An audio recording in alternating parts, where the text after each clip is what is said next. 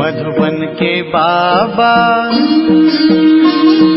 मधुबन के बाबा मुरली वाले, आपका क्या कहना, आपका क्या कहना। ओम शांति। आज 2 दिसंबर 2023 के साकार मधुर महावाक्य हैं। आज मीठे मीठे बाप दादा बोले, मीठे बच्चे, समय प्रति समय ज्ञान सागर के पास आओ। ज्ञान रत्नों का वखर माना सामान भरकर फिर बाहर जाकर डिलीवरी करो। विचार सागर मंथन कर सेवा में लग जाओ। बाबा ने कहा, मीठे बच्चे, समय प्रति समय ज्ञान सागर के पास आओ। ज्ञान रत्नों का सामान भरकर फिर बाहर जाकर डिलीवरी करो। विचार सागर मंथन कर सेवा में लग जाओ।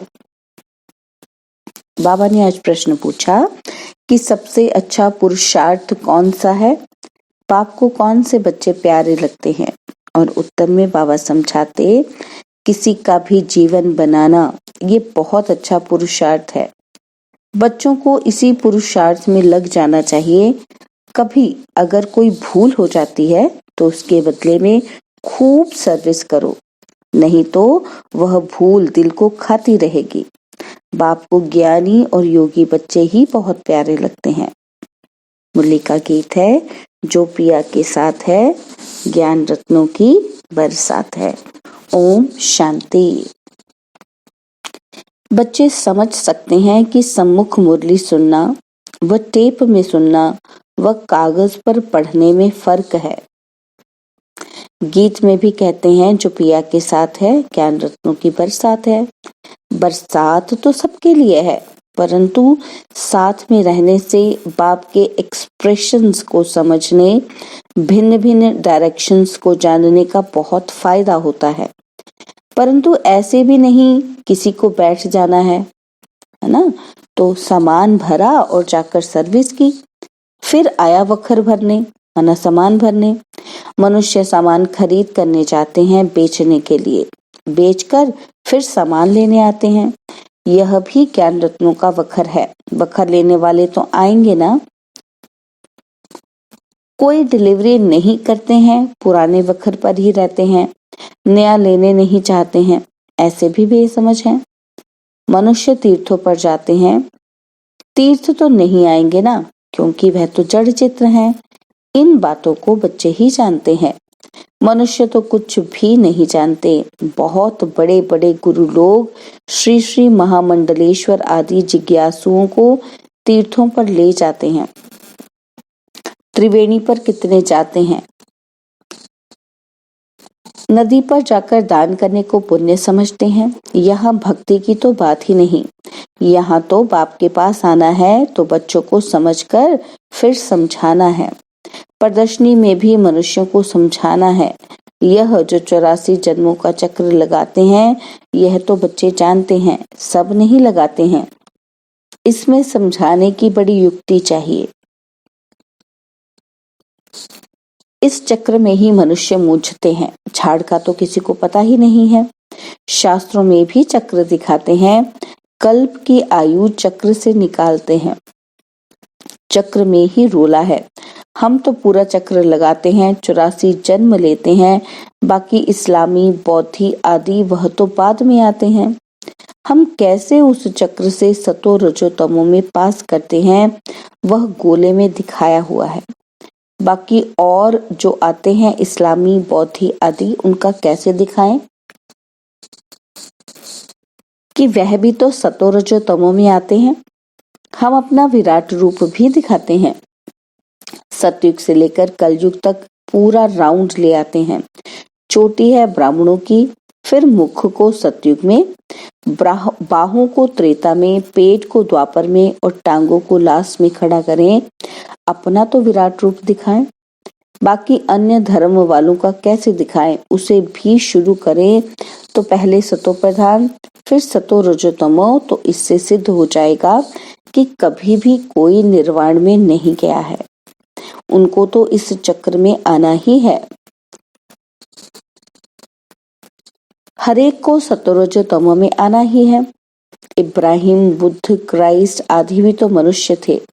रात में बाबा को बहुत ख्याल चलता है, ख्यालात में फिर नींद का नशा उड़ जाता है, नींद फिट जाती है। समझाने की बड़ी अच्छी युक्ति चाहिए, उनका भी विराट रूप बनाना पड़े, उनका भी पैर पिछाड़ी में ले जाएं, फिर लिखत में समझाएं। बच्चों को समझाना है कि क्राइस्ट जब आते हैं उनको भी सतरजतमों से पास करना पड़ता है। सतयुग में तो वह आते ही नहीं, आना तो बाद में है।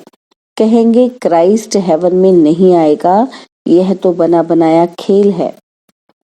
तुम जानते हो क्राइस्ट के आगे भी धर्म थे, फिर वो ही रिपीट करना है। ड्रामा का राज समझाना होता है। पहले पहले तो बाप का परिचय देना है, बाप से कैसे सेकंड में वर्षा मिलता है। गाया भी हुआ है कि सेकंड में जीवन मुक्ति। देखो बाबा के कितने ख्यालात चलते हैं। बाबा का पाठ है विचार सागर मंथन का, God fatherly birth right now और नॉर नेवर, नाउ और नेवर। अक्षर लिखा हुआ है, जीवन मुक्ति अक्षर लिखना है। लिखत क्लियर होगी तो समझाने में सहज होगा। जीवन मुक्ति का वर्षा मिला, जीवन मुक्ति में राजा रानी प्रजा सब हैं, तो लिखित को भी ठीक करना पर चित्र भी समझाया जा सकता है, सिर्फ इशारे पर भी समझाया जा सकता है। यह बाबा है, यह वर्षा है। जो योग युक्त होंगे वह अच्छी रीति समझा सकेंगे। सारा मदार योग पर है। योग से बुद्धि पवित्र होती है, तब ही धारणा हो सकती है। इसमें देही अभिमानी अवस्था चाहिए। सब कुछ भूलना पड़े, शरीर को भी भूलना है। बस अब हमको वापस जाना है, यह दुनिया तो खत्म हो जाने वाली है। इस बाबा के लिए तो सहज है, क्योंकि इनका धंधा ही यह है। सारा दिन बुद्धि इसी में लगी हुई है। अच्छा, जो ग्रस्त व्यवहार में रहते हैं उनको तो कर्म करना है। स्थूल कर्म करने से वह बातें भूल जाती हैं, बाबा की याद भूल जाती है। बाबा खुद अपना अनुभव सुनाते हैं। बाबा को याद करता हूँ, बाबा इस रथ को खिला रहे हैं, फिर भूल जाता हूँ। तो बाबा विचार करते हैं, जबकि मैं भी भूल जाता हूँ, तो इन विचारों को तो कितनी तकलीफ होती होगी। इस चार्ट को बढ़ा कैसे सकते होंगे। प्रवृत्ति मार्ग वालों के लिए मुश्किल है, उनको फिर मेहनत करनी पड़े। बाबा समझाते तो सबको हैं, जो पुरुषार्थ करते होंगे वह रिजल्ट लिख भेज सकते हैं। बाबा जानते हैं बरोबर डिफिकल्ट है। बाबा कहते हैं रात को मेहनत करो, तुम्हारा थक सारा उतर जाएगा। अगर तुम योग युक्त हो, विचार सागर मंथन करते रहेंगे तो बाबा अपना अनुभव बताते हैं कि कब और बातों तरफ बुद्धि चली जाती है तो माथा गर्म हो जाता है। फिर उन तूफानों से बुद्धि को निकाल इस विचार सागर मंथन में लग जाता हूँ तो माथा हल्का हो जाता है। माया के तूफान तो अनेक प्रकार से आते हैं, इस तरफ बुद्धि लगाने से वह थकावट सारी उतर जाती है, बुद्धि रिफ्रेश हो जाती है। बाबा की सर्विस में लग जाते हैं तो योग और ज्ञान का मक्खन मिल जाता है। यह बाबा अनुभव बता रहे हैं। बाप तो बच्चों को बताएंगे ना कि ऐसे ऐसे होगा। माया के विकल्प आएंगे, बुद्धि को फिर उस तरफ लगा देना चाहिए। चित्र उठाकर उसी पर ख्यालात करना चाहिए तो माया का तूफान उड़ जाए। बाबा जानते हैं कि माया ऐसी है जो याद में रहने ही नहीं देती। थोड़े हैं जो पूरा याद में रहते हैं, बड़ी बड़ी बातें तो बहुत करते हैं। अगर बाबा की याद में रहें तो बुद्धि क्लियर रहे। याद करने जैसा माखन और कोई है ही नहीं, परंतु स्थूल बोझ बहुत होने से याद कम हो जाती है। बम्बई में देखो पोप आया, कितनी उनकी महिमा थी, जैसे कि सबका भगवान आया था। ताकत वाले है ना। भारतवासियों को अपने धर्म का पता ही नहीं है, अपना धर्म हिंदू कहते रहते हैं। हिंदू तो कोई धर्म ही नहीं है। कहाँ से आया, कब स्थापन हुआ, किसी को पता ही नहीं है। तुम्हारे में ज्ञान की उछल आनी चाहिए। शिव शक्तियों को ज्ञान में उछल मारनी चाहिए। उन्होंने तो शक्तियों को शेर पर दिखाया है सारी ज्ञान की बात। पिछाड़ी में जब तुम्हारे में ताकत आएगी तो साधु संत आदि को भी समझाएंगे। इतना ज्ञान जब बुद्धि में हो तब उछल आ सकती है। जैसे पाता गांव में खेती करने वालों को टीचर पढ़ाते हैं तो वह पढ़ते नहीं, उनको खेतीबाड़ी ही अच्छी लगती है। ऐसे आज के मनुष्यों को यह ज्ञान दो तो कहेंगे ये अच्छा नहीं लगता, हमको तो शास्त्र पढ़ने हैं। परंतु भगवान साफ कहते हैं कि जब तप, दान, पुण्य आदि से अथवा शास्त्र पढ़ने से मेरे को किसी ने नहीं पाया है। ड्रामा को ही नहीं जानते, वह थोड़े ही समझते हैं कि नाटक में एक्टर्स हैं, पार्ट बजाने के लिए ये चोला लिया है। यह है ही कांटों का जंगल, एक दूसरे को कांटा लगाते लूटते मारते रहते हैं। सूरत भल मनुष्य की है परंतु सीरत बंदर जैसी है। बाप बैठ बच्चों को समझाते हैं, कोई नया सुने तो गर्म हो जाए, बच्चे थोड़े ही गर्म होंगे। बाप कहते हैं मैं बच्चों को ही समझाता हूँ। बच्चों को तो माता पिता कुछ भी कह सकते हैं।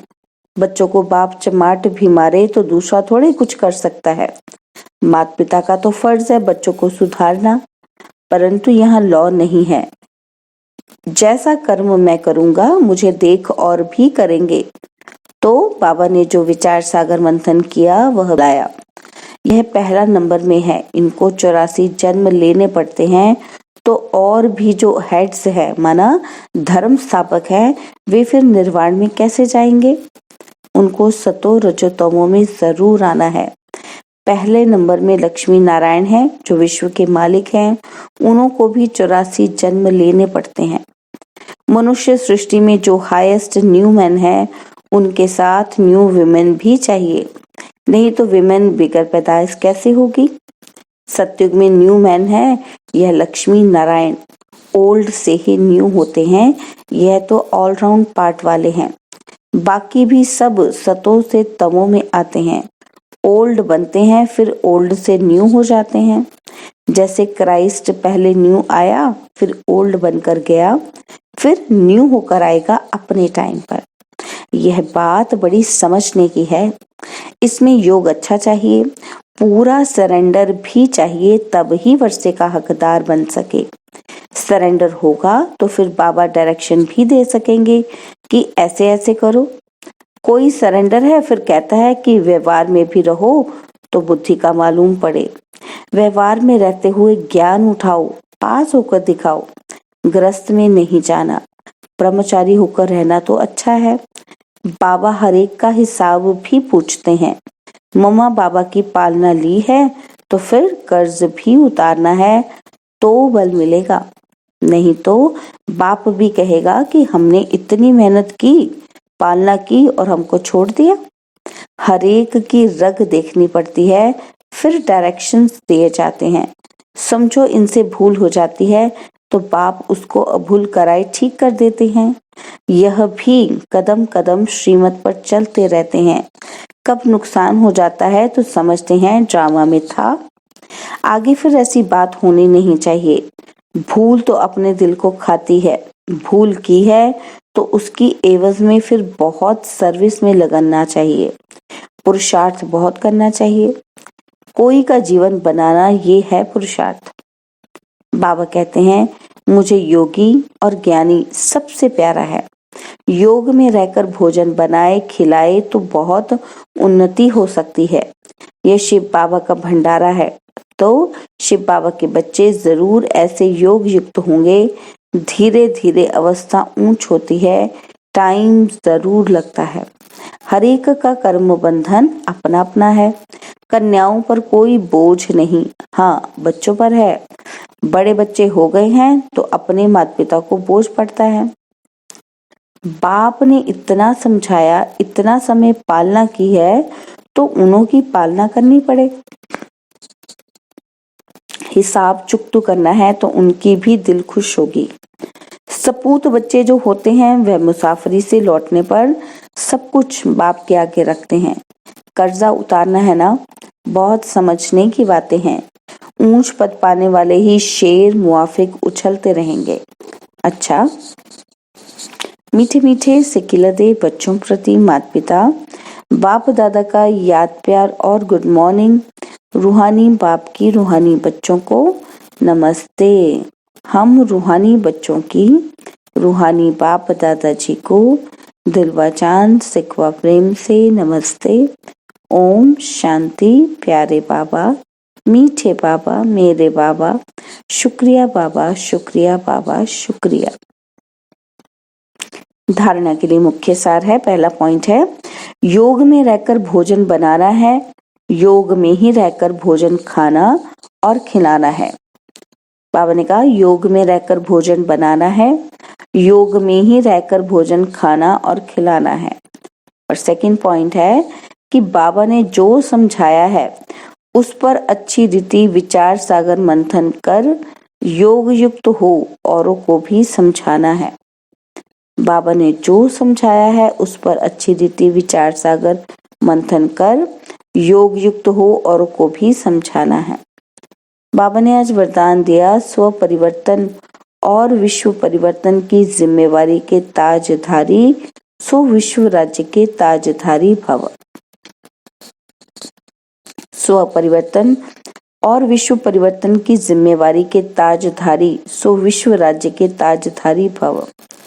जैसे बाप के ऊपर, प्राप्ति के ऊपर हर एक अपना अधिकार समझते हो, ऐसे स्व परिवर्तन और विश्व परिवर्तन दोनों के जिम्मेवारी के ताजधारी बनो, तब विश्व राज्य के ताज अधिकारी बनेंगे। वर्तमान ही भविष्य का आधार है। चेक करो और नॉलेज के दर्पण में देखो कि ब्राह्मण जीवन में पवित्रता का, पढ़ाई और सेवा का डबल ताज है। यदि यहाँ कोई भी ताज अधूरा है तो वहां भी छोटे से ताज के अधिकारी बनेंगे। स्लोगन है, सदा बाप दादा की छत्र छाया के अंदर रहो तो विघ्न विनाशक बन जाएंगे। सदा बाप दादा की छत्र छाया के अंदर रहो तो विघ्न विनाशक बन जाएंगे। ओम शांति। और अब यह एक बहुत अच्छी वीडियो भी जरूर देखें।